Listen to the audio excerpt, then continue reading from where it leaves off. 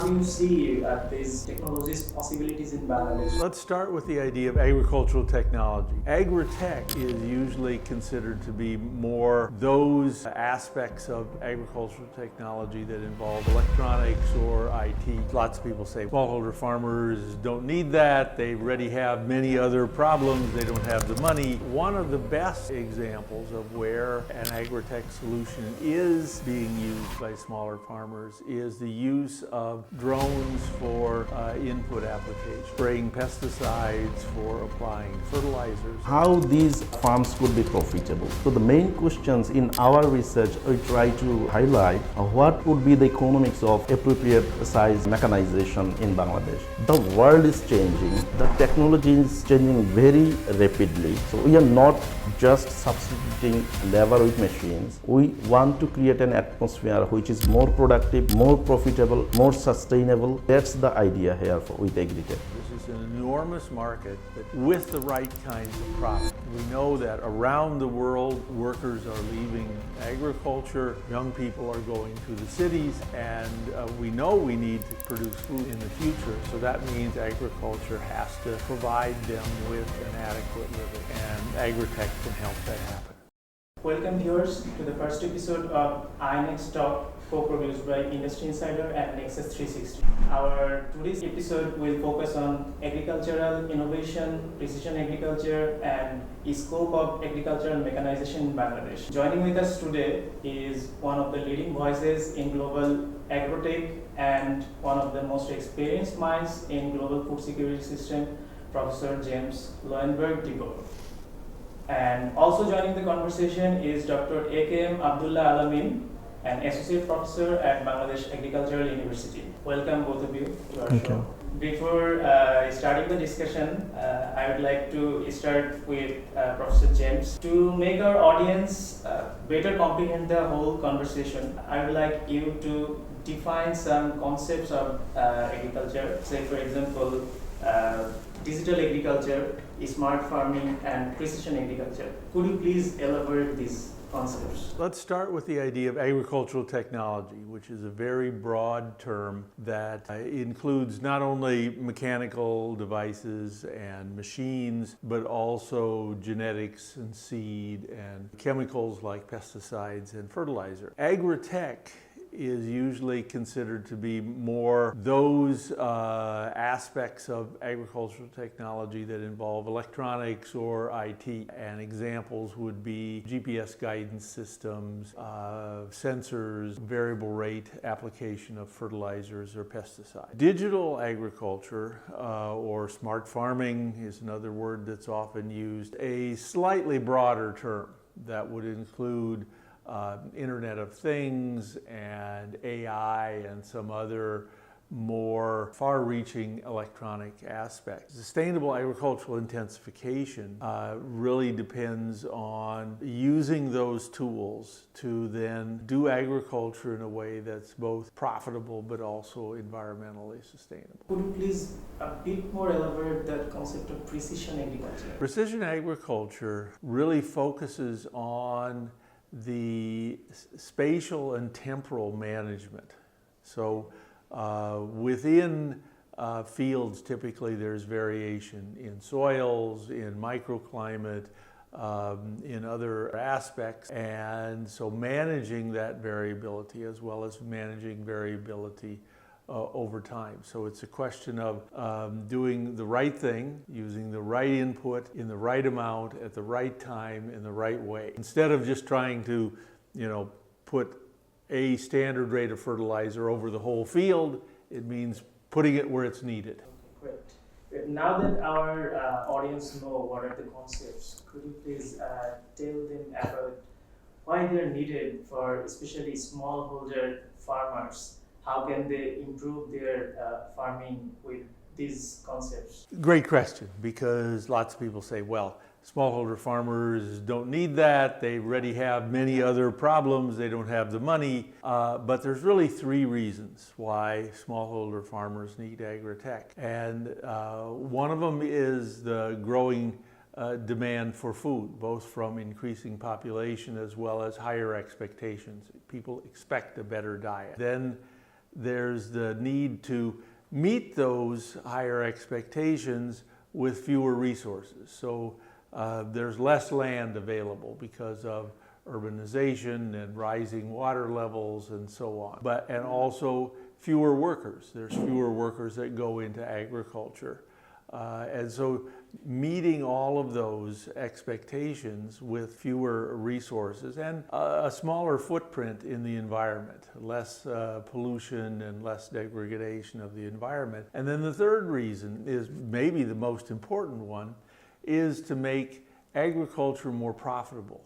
We know that around the world, workers are leaving agriculture, young people around the world. This is not just Bangladesh, but young people are going to the cities, and we know we need to produce food in the future. So that means agriculture has to provide them with an adequate living, and Agritech can help that happen. James, since you are someone who is vastly experienced and have visited a lot of countries around the world, and developing nations especially, so can you give us an example where smallholder farmers are especially using these Agri-techs successfully? One of the problems is that the Agri-tech out there has been commercialized mainly to larger farmers. And the solutions for larger farmers don't always fit for smaller farmers. But one of the best examples of where an Agritech solution is being used by smaller farmers is the use of drones for input applications. So for spraying pesticides, for applying fertilizers. And drones are particularly useful. You have small irregularly shaped fields, which you have many of in Bangladesh, useful for crops where machines in the field would cause damage. So in paddy rice, where you have flooded conditions, it's difficult to operate machines in those conditions. The drone can fly over them and apply the inputs without causing damage. Drones are commonly used around the world, and the use is growing where governments and where the regulations are conducive to that. So in the People's Republic of China, in Brazil, drone use is quite common, including among smallholder farmers. In places like the United States, where the regulation has been a little bit more difficult, it's growing, but not quite as fast. And then in places like the EU, it's almost non-existent because the regulations don't allow it. Before I go to Dr. Abdullah, I would like to ask you another question.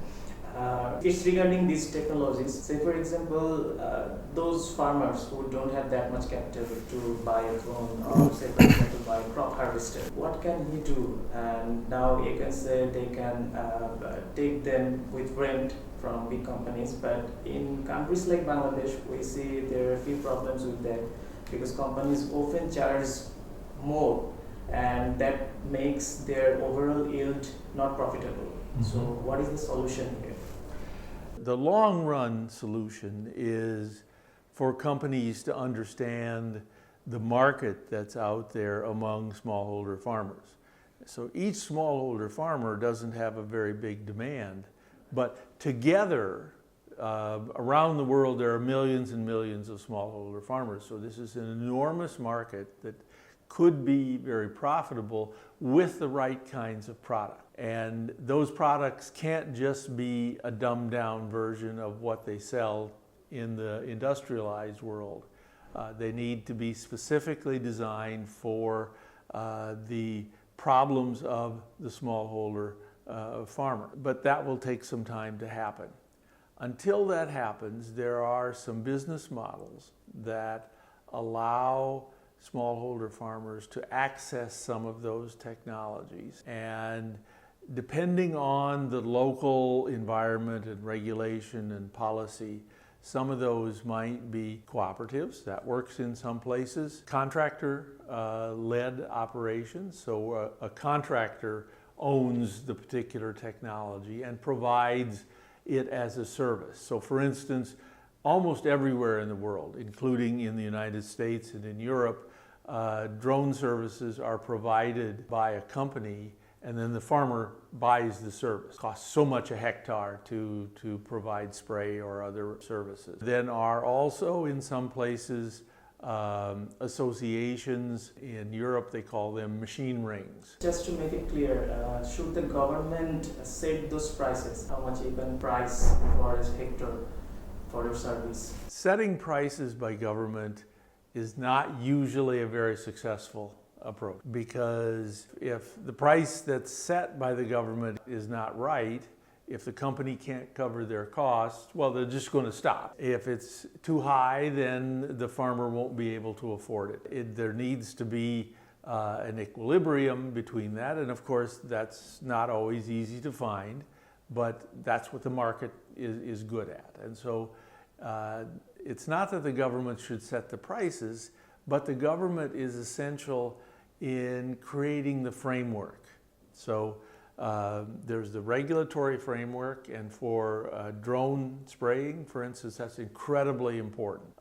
There are cases where certain business models need a legal framework in order to be able to operate correctly. For instance, in the United States, there's a separate set of legal and tax rules that apply to cooperatives that don't apply to other kinds of business. The government is important for setting the overall framework, and there are occasions when one might call pump priming, providing a little bit of resources to get something going. The private sector might be worried about making an investment in an unknown product or service, and the government can help move that. Thank you, Professor James. So now I would like to ask some questions to Dr. AKM Abdullah.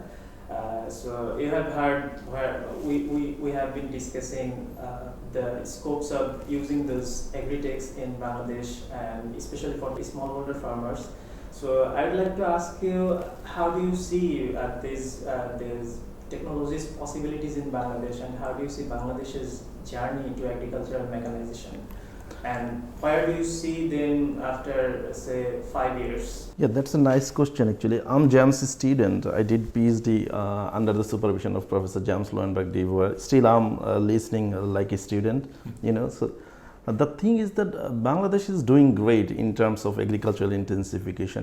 The intensification Bangladesh experienced with input use, crops, and agricultural mechanization. In terms of mechanization, if we look at the history, since 1940s, before the birth of the country, the mechanization initiated with irrigation-centric approach, then coupled with two-wheel machines and four-wheel machines together. Over the 5 decades, the country has a great history in terms of mechanization, especially for tillage operation with two-wheel machines, that is power tiller, small machines, and larger four-wheel machines. But the thing is that the country is in mechanization low, because over the 5 decades, the country is still trying to answer what would be the appropriate size machines, considering our field size and shape, our small parcels, even the fragmented parcels getting fragmented day by day. So the concern for Bangladesh, we are in transition. The subsistence agriculture is in transition towards commercial agriculture. So the question is how these farms could be profitable. So the main questions in our research, we try to highlight what would be the economics of appropriate size mechanization in Bangladesh. Here we try to understand, instead of coming up with some sort of one-size-fits-all answer, we try to understand, okay, what would be the economics if we consider only tillage mechanized system and keeping other mechanization, other operations manual? And what would be the economics if we consider keeping tillage and harvesting mechanized and other operations manual? Again, focuses on what would be the economics if we consider 3 mechanization like tillage, harvesting, and planting, and keeping other operations manual. These 3 scenarios are available in Bangladesh. The first one is very typical, and the last 2 is evolving mechanization that the country is standing right now. But we have to be optimistic in that sense. We have a far way to go. If we think the whole farm could be the mechanized, So what would be the economics in that sense? We are talking about whole farm mechanization with human driver, that is conventional mechanization. But what would be the economics for Bangladesh if we consider whole farm mechanization without driver? These existing machines could be retrofitted with some gadgets. Installing these gadgets, we are promoting the low cost retrofitting. So what would be the economics for Bangladesh if we consider retrofitting these machines for autonomy? Even if we consider the present situation in Bangladesh, for Bangladesh to be profitable, Bangladesh actually needs whole farm mechanization with human driver.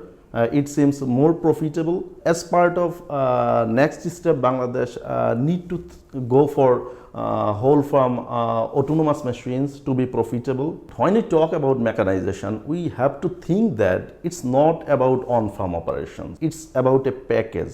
We have to think about field to farmstead transportation. In our locality, if we look at that, field to farmstead roads are very muddy, very small, but it's a part of substantial job. If we look at the labor use statistics in farm operations, field to farmstead operations required second or third most labor intensive operations. When we talk about mechanization, we should come up with a package, not as operation specific or machine specific mechanization. To come to your point, how I see mechanization in Bangladesh, in response to that, I would suggest when we talk about mechanization, instead of thinking about operation and machine specific, we should consider mechanization as a system considering the whole operations. We have heard you have mentioned economics of mechanization a few times, and this happens to be also your research topic. So could you please elaborate what the concept is or what it is actually, and if it's valid for Bangladesh? Okay, the economics actually comes here because originally our agriculture was subsistence. So what we do, or what my fathers or grandfathers actually did earlier, they are not caring about the economics. They just try to fulfill the family demand. But I'm not a farmer, I'm in university, a profession. So the idea is that I'm not doing farming right now. So this is the scenario that agriculture is in transition, that we are thinking how this labor scarcity could be entertained. So now with this transition, we need to think about the economics of agricultural mechanization, because it's not a subsistence nature which we are following. We have to think about to making money from this agriculture, apart from thinking about food security as well. That's why the prime question or the fundamental questions for agriculture should be just at least we should cover the cost we are incurring for the production process. So that's why as short run, understanding the economics is important, but in the long run or medium to long run, it may be maximizing the utility, which encompasses lots of things instead of only just making a few monies. Let's move on to the next question. Bangladesh has actually good history of tillage operations, and it's actually evolving in other sectors like planting and harvesting. So the question is, what are the potentials you see in Bangladesh's tillage operations? Say, for example, can they evolve to spraying and fertilizing? Yes, that mechanization of spraying and fertilizing can follow the same models that we've seen with tillage. So tillage is done, and in large part by either contractors or renting machines. And the same thing could happen in other areas. That is happening to some extent in harvesting, starting to happen in seeding and transplanting rice. And that could happen in spraying and fertilizer applications as well. And it could use one of those business models that I've previously mentioned.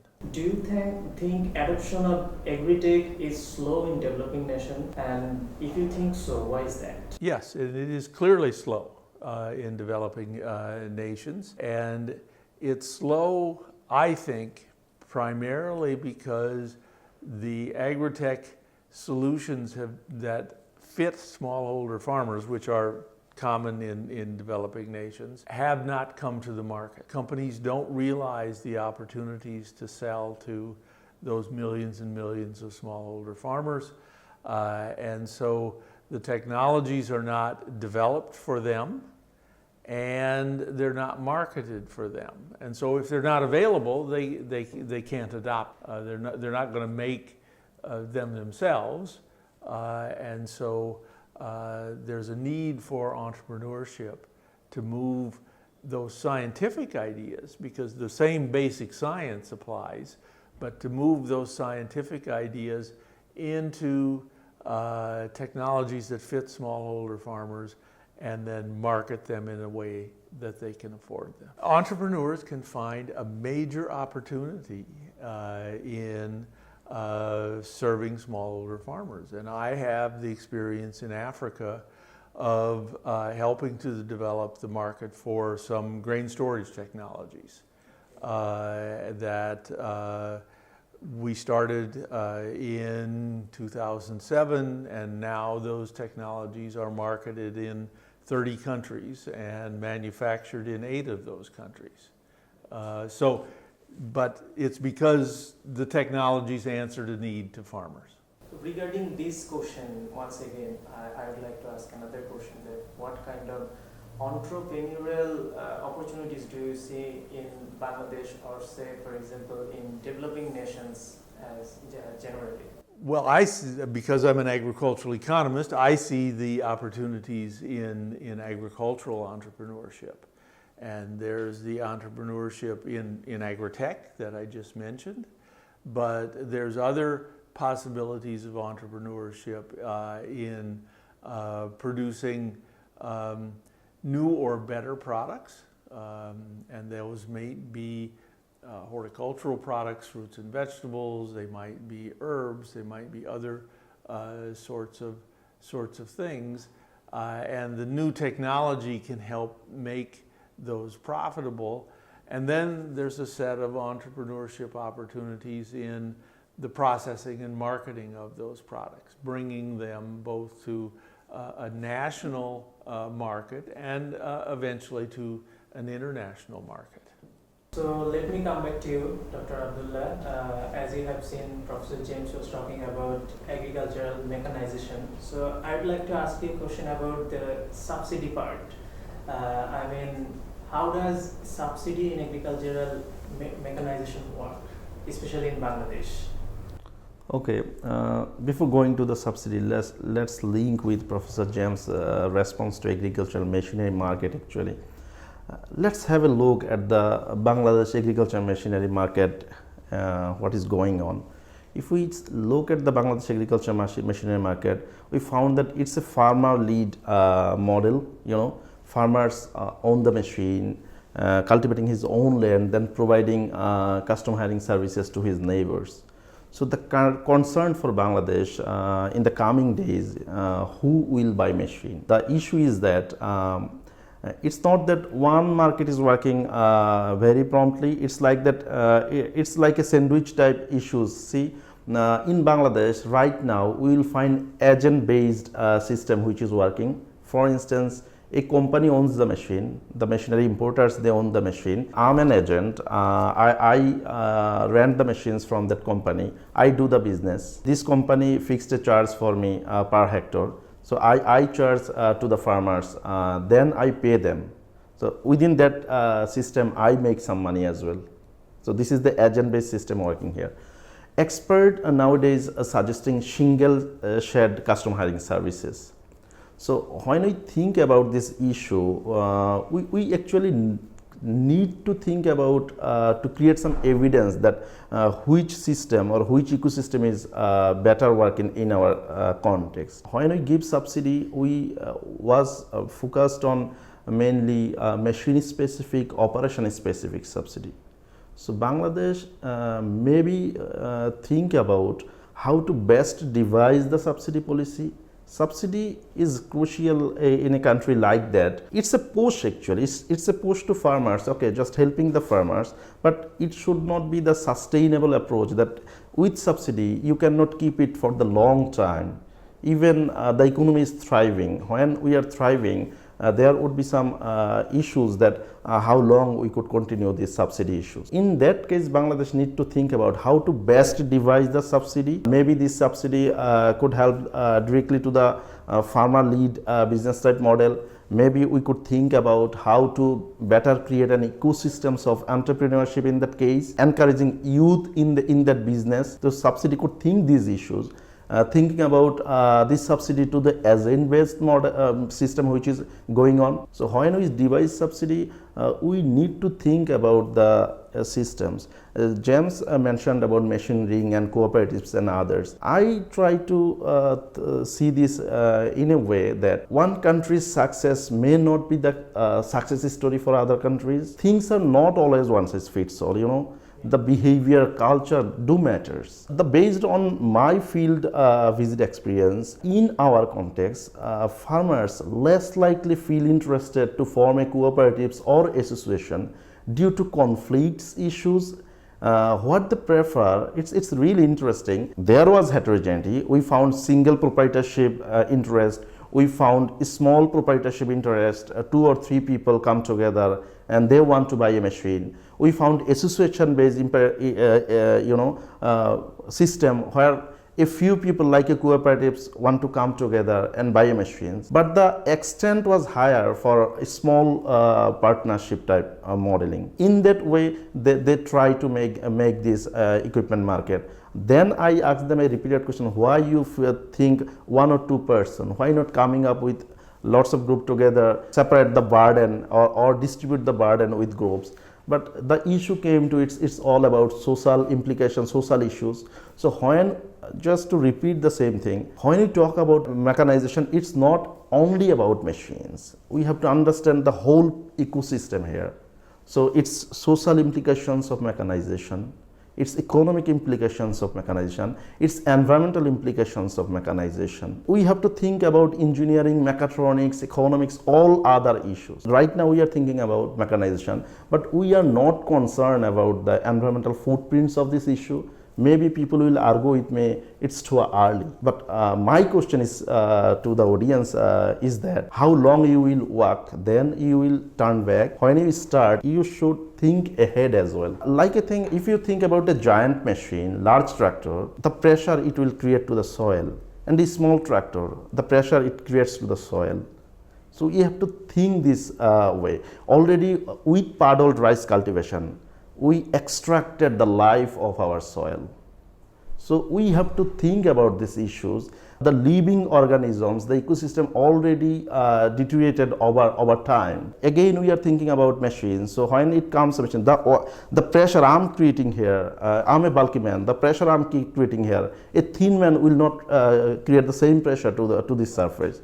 So when we are talking about mechanization, we have to think about these regeneration issues, ecological issues. So when we are devising subsidy, the subsidy should be considered thinking about short, medium, and long-term implications, changing the whole ecosystems. Okay, thank you.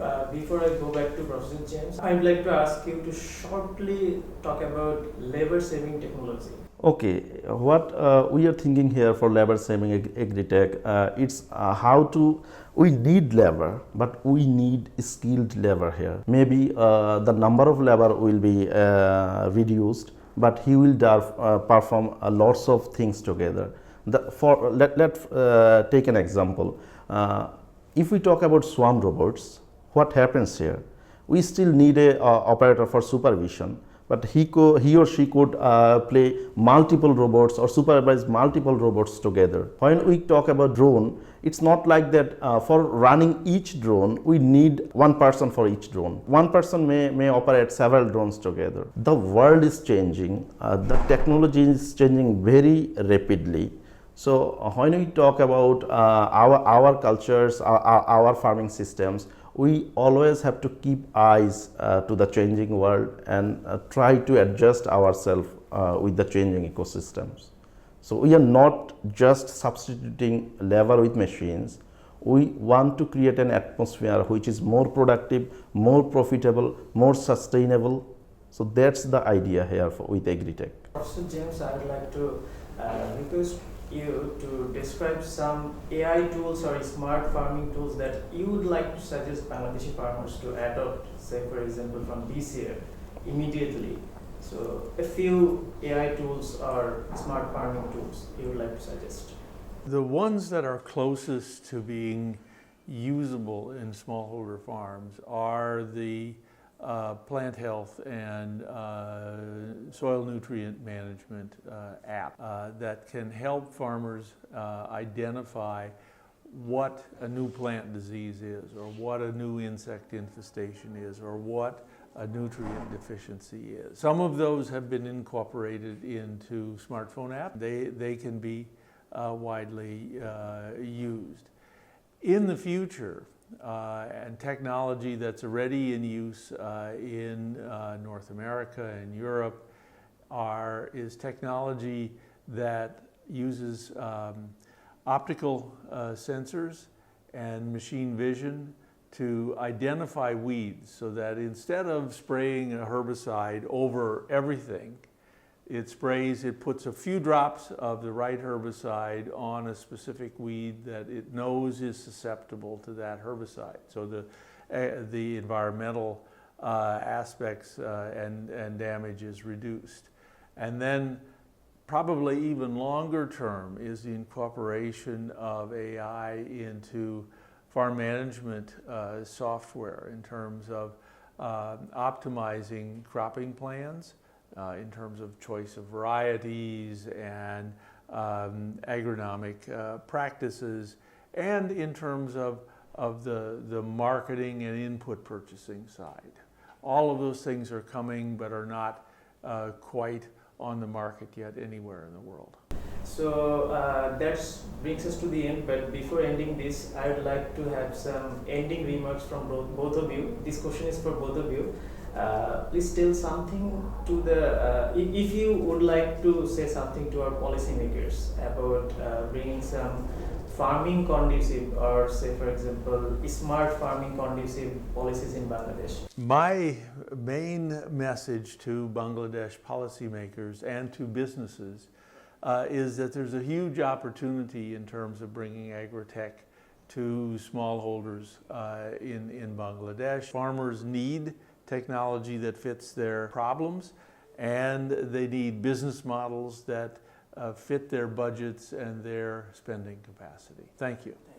Bangladesh is doing great in terms of economic growth. If we look at the scenario of Bangladesh, what I will say here, Bangladesh has enough room to capitalize its demographic dividend. We know that we have demographic dividend. So we should think about, when we think about farming system change, cropping system change, it's not all about fields, it's not all about crops, it's an industry. Agriculture could be the next low-hanging industry for Bangladesh, but it should be smart enough, it should be profitable, it should be sustainable. Here we have enough room to consider how cost effectively we could come together to make our agriculture sustainable. When we talk about agricultural mechanization or smart farming, we have enough room to think about how mechatronics people, agri-tech economists, agronomists, environmentalists could come up with a single platform, work for the whole nations and work for the country. The ultimate message I want to give you, we are in the same train, we are in the different compartments.